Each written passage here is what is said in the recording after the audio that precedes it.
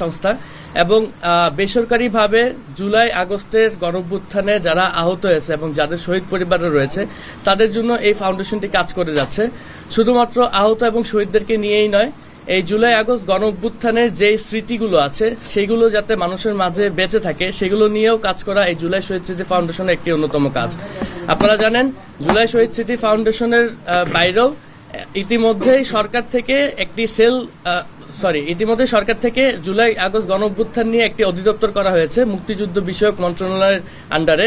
সেই অধিদপ্তরটির নাম জুলাই গণঅভ্যুত্থান অধিদপ্তর। আমরা যতটুকু আমি যদি এখন পর্যন্ত আমাদের জুলাই শহীদ স্মৃতি ফাউন্ডেশনের কার্যক্রমের আপডেট জানাই, আমাদের ফাউন্ডেশন কার্যক্রম শুরু হয় সেপ্টেম্বরের 10 তারিখে এবং সেপ্টেম্বরের 10 তারিখের পরে আজকে পর্যন্ত আমরা এখন পর্যন্ত সর্বমোট 745টি শহীদ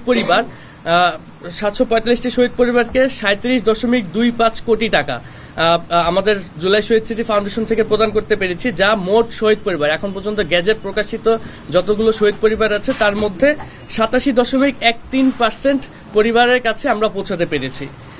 এবং আহতদের মধ্যে আমরা এখন পর্যন্ত 5,596 জনকে 59.41 কোটি টাকা প্রদান করতে পেরেছি, যা মোট আহত এখন পর্যন্ত যে তালিকাভুক্ত আছে তার মধ্যে 38.39%।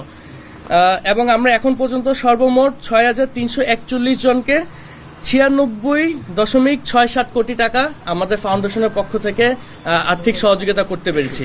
এই এককালীন আর্থিক সহযোগিতা ব্যতীত জুলাই শহীদ স্মৃতি ফাউন্ডেশন থেকে আরো নানামুখী কার্যক্রম ইতিমধ্যে গ্রহণ করা হয়েছে, যেগুলো নিয়ে আপনাদের সামনে কথা বলবে আমাদের জুলাই শহীদ স্মৃতি ফাউন্ডেশন এক্সিকিউটিভ কমিটির সদস্য জনাব আহসান হাবিব।